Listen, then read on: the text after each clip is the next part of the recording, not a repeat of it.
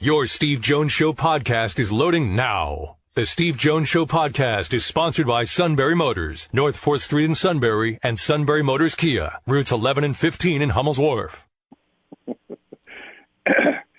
Carson he's always fun. I was particularly entertained with the insight he provided the other day, which, to be fair, I don't know if that's him trying to break news. I think he was spreading the same Mike Tomlin as a candidate to USC nonsense that other people were, but he should probably read the room and know that situation is not something that is going to play well if he proliferates the idea that that's something that's going to happen. I mean, there's just absolutely it was silly. It was entertaining, and it's gotten even more fun now. So I should thank him.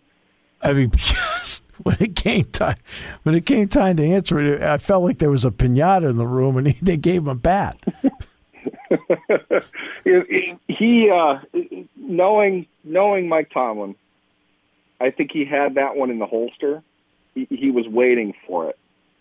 It's happened a couple times over the years. You might recall he gets linked randomly with colleges, and right. You know the college game far better than I do. Just from a media perspective, though, I'm aware that the high-profile schools want to attach certain names with their head coaching openings for probably recruiting reasons, for notoriety, for alumni support. They want to show that they're casting the biggest net that's possible.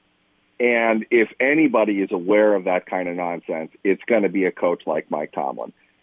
Coaches that are coming under fire for perhaps not, having a quality track record of hiring minorities, Mike Tomlin's going to be the guy that they're going to throw out there. And the man doesn't want to be used as a prop. I don't blame him at all for that. I think it's absolutely nonsense to think that your job is anywhere close to the level of the job that Mike Tomlin has done and done well for the better part of 2 decades now.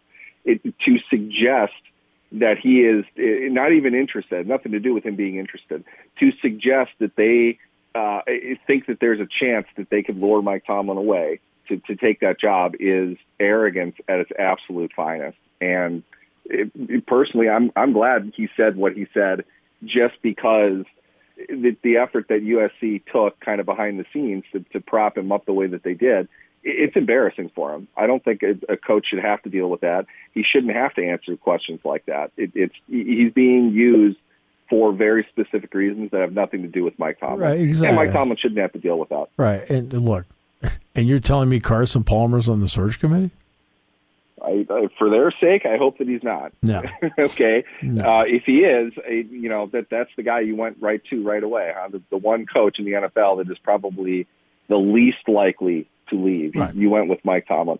You couldn't have brought up anybody else along with Mike Tomlin, which makes it look transparent. I think Tomlin and Belichick are too. Really? Yeah. Belichick, yeah. Huh? Well, Belichick will never leave, but Tomlin will. We'd be interested in Tomlin, just not Belichick. It opens up a can of worms and a bunch of questions that USC is going to. They're going to take a hit to their image, which already isn't all that great, by having to answer it now. Now all the people that suggested he was a candidate or heard from a guy who's associated with the athletic department who thinks that he's a candidate, all those people are going to have to answer to that. And they're not going to want to have to do that, because I don't think a coach has ever in more emphatic terms shot down the idea that, oddly enough, the coach of the Pittsburgh Steelers would leave months after he signed a 4-year contract extension to go coach at USC on the other side of the country where he has no roots. None of it makes sense. And has to recruit. Yeah. Are you kidding me? Yeah. Okay, that's why I always laugh when I hear about pro guys going to the college game. I sit back and go, you've gone from drafting to now recruiting, like trying to convince people to stay. Like, that doesn't happen or convince people to come to your place, and then you got to convince them every year to stay. That's what you want to do? Doing that over and over again. It's not coaching, as Mike Tomlin would say. It's not coaching ball. I think he would have major issues with the amount of time that he would get to work on the fundamentals of the game, which is not as you're restricted at the college level, plain and simple. You get to do more of it at the pro level. the things that they're focusing on are just vastly different. It is a huge a game of recruiting. And Mike Tomlin being legitimately one of the most naturally charismatic people you'll ever meet, if he doesn't coach again, he's going to be in a broadcast booth probably making the amount of money that he's making now. He'll be great at it. But if people don't know the guy, you don't know. He is 24/7, 365 a coach. That's really where he wants to be. And he's doing it at the top of his profession. He's been doing it for a very long time.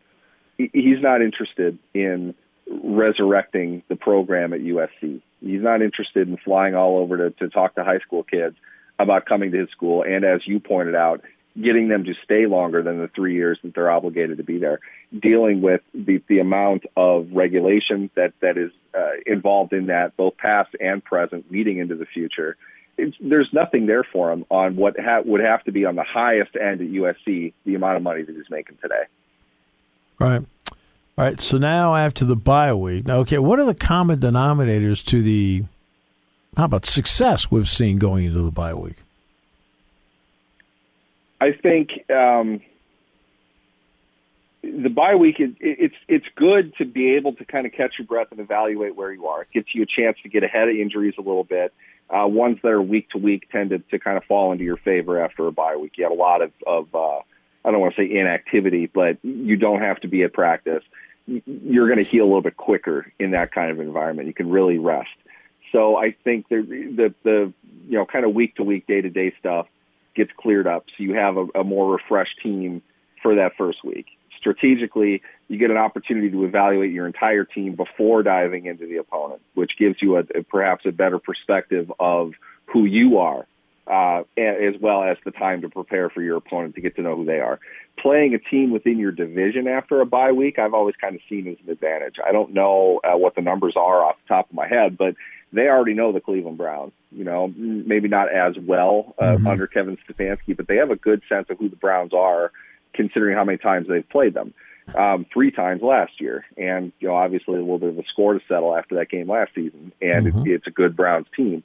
So they need all of that preparation. I would imagine they'd come out a little bit sharper, perhaps, than they have recently. But over the course of 4 games, and this is going to depend on who Cleveland is able to suit up and play. They're pretty decimated by injuries right now. But all things being equal on the 2 rosters, Cleveland has, I think pretty clearly a superior roster. They have a good coaching staff, and they're able to do things that Pittsburgh is struggling with preventing right now. So I think Cleveland has an edge going into the game. The fact that Pittsburgh has a bit of a bye week helps, but then Cleveland just played on Thursday. So, they've got a mini bye week leading into this game, and they're at home. So I think in many ways a tactical advantage goes away because of the familiarity of the opponent. And Cleveland had, just only like 2 less days to prepare for Pittsburgh than Pittsburgh would have to prepare for another opponent that happened to play on Sunday or Monday of Week 7.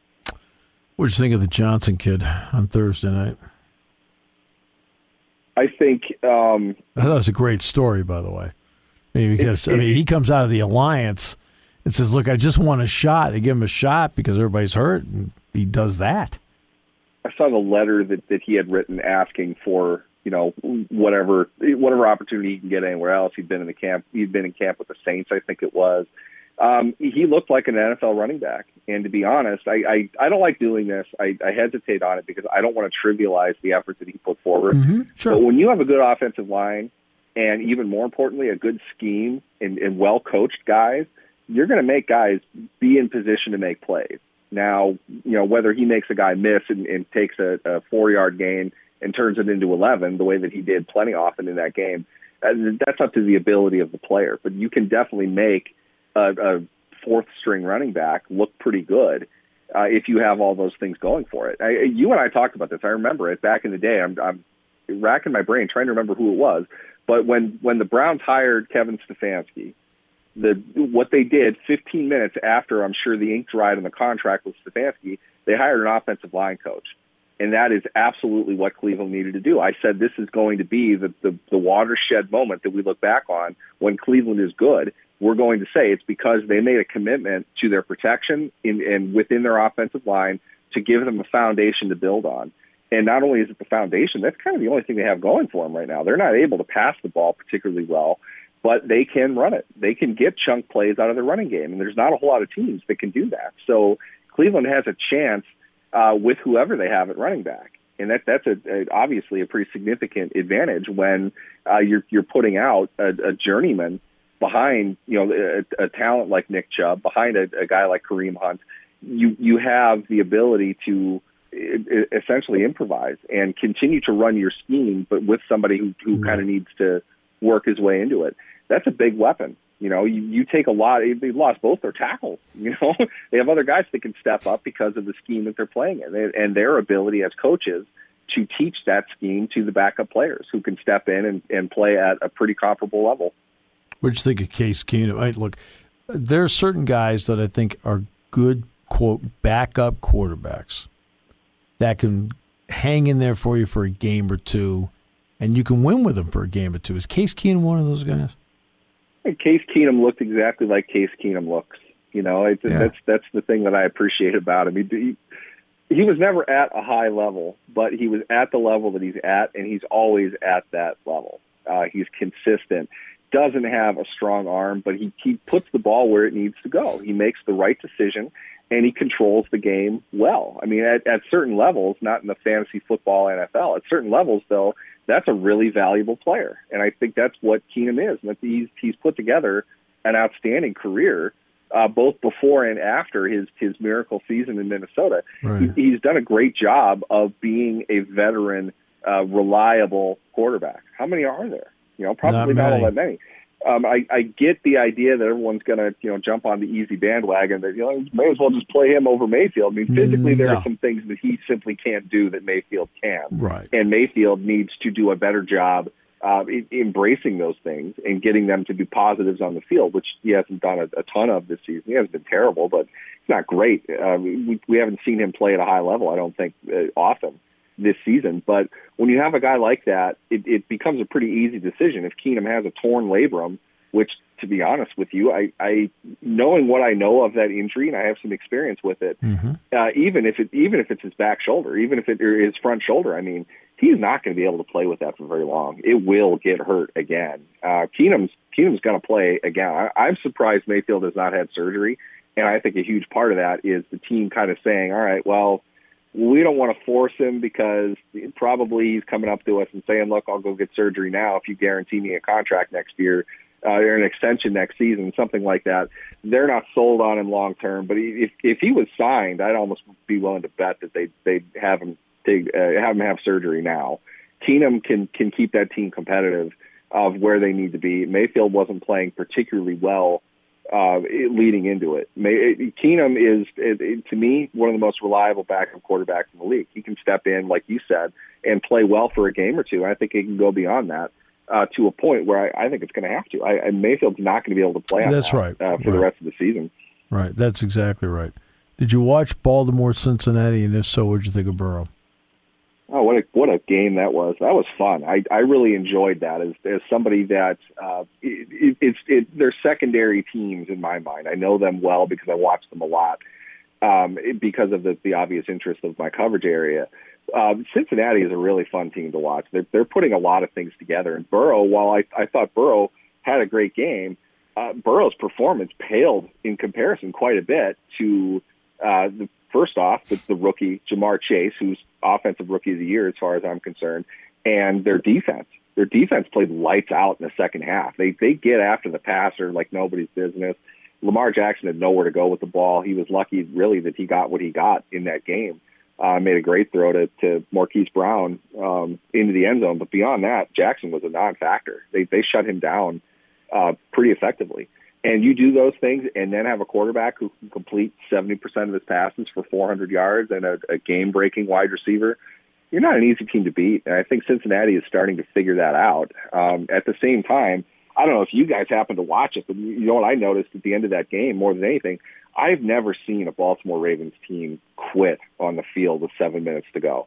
but they gave up. They were not they were not invested in the remainder of that game at all. You don't see them give up a 46-yard rushing touchdown followed by a 21-yard rushing touchdown. They gave up 100 yards on 2 drives on the ground. That's not Baltimore at all. It was really I'd imagine John Harbaugh was a little discouraged overall with his team's defense, and to some degree at lots of times for the season for them, their defense has been pretty light. I didn't expect to see that from them, but they're both really good teams. I don't think Cincinnati is 30 points better than them, but right. They're both going to be competitive. I expected Cleveland probably to look more like what Cincinnati has, but if Cleveland puts it together too, you've got the best division in football, and Pittsburgh's at the bottom, staring up at that with the bulk of their division schedule to go here in the second half of the season. What do you think a week like this meant to T.J. Watt? I would hope he spent a good amount of it in an ice bath. Yep. Getting rub downs, ice bath, maybe some light agility work. But he needed to rest up in a big way. The explosion that we saw from Watt in week 1 has not been apparent. I don't think I got shredded for this in social media. I did not think T.J. Watt played end-to-end a great game against Seattle. He obviously dialed it up in overtime. We saw him make 2 huge plays on back-to-back drives. I don't think he played a great game overall. Watt is the type, though, that has a way of making a play at some point in every game that he plays, and that's what you remember. That's why he's making the money that he's making. But I think it's still bothering him. I don't think he has that burst that makes Watt who he is. Some rest is definitely going to help that. It's pretty easy for that injury to come back, too, so who knows if he's going to be as explosive as we'd hope that he would be throughout the season. But if he is, it couldn't come at a better time. You're playing a game. I think a lot of them are going to be must-wins for the Steelers down the stretch, and they're not going to win a whole lot of them. They're going to need division wins here if they want to stay competitive within the AFC, and Watt's going to have to be a big part of that against a team that, regardless of who's carrying the ball, is going to need to step up against the run. He's a great run defender. Well, we're glad you weren't West Coast tempted, because if Tomlin went, you would have gone with him. So I'd follow him anywhere. So it's easily the best quote that you get from any coach in the NFL. And you're the best quote we get. You're the best quote we get in this show, sir. Thank you so much. I learned from the best. That's why. Thanks, guys.